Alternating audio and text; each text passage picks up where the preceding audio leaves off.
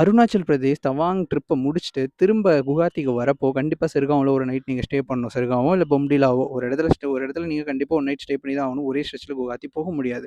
So அவங்களுக்காக, அதாவது நம்ம இன்னபிஸ் டிராவலர்ஸ்க்காக நம்ம வந்து ஒரு ஸ்டே வந்து ஆன் போர்ட் பண்ணியிருக்கோம்.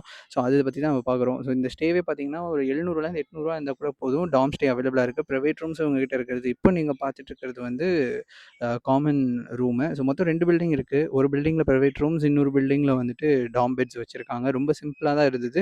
But it's okay. லைக் இந்த பிரைஸுக்கு.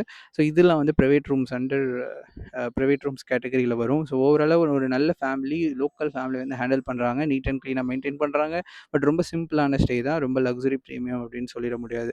ஸோ நீங்களும் வந்து பார்த்துக்கோங்க எப்படி இருக்கு அப்படின்னு சொல்லிட்டு. செர்காம் மெயின் ரோடுகிட்டயே இருக்குது. ஒரு நைட் ஸ்டே பண்ணிட்டு அடுத்த நாள் குவஹாத்தி வந்து சீக்கிரமா கிளம்பி போறதுக்கு உங்களுக்கு யூஸ்ஃபுல்லா இருக்கும்னு நான் நம்புறேன். ஸோ நீங்களே ரெஸ்ட் ரூம் எப்படி இருக்குன்னு நீங்களே பார்த்துக்கோங்க. எல்லாமே உங்க கண்ணு முன்னாடி காட்டுறது தான் நம்மளோட வழக்கம். அருணாச்சல் பிரதேஷ் தவாங்க்கு ட்ரிப் பிளான் பண்ணிட்டு இருக்கீங்க அப்படின்னா, நம்ம டீம கான்டாக்ட் பண்ணுங்க. ஸோ நெறைய ஸ்டேஸ் நம்மளே ஓனா வெரிஃபை பண்ணி வச்சிருக்கோம். மோர் டிராவல், மோர் பீஸ். நெறைய டிராவல் பண்ணுங்க. ஹேப்பியா இருங்க.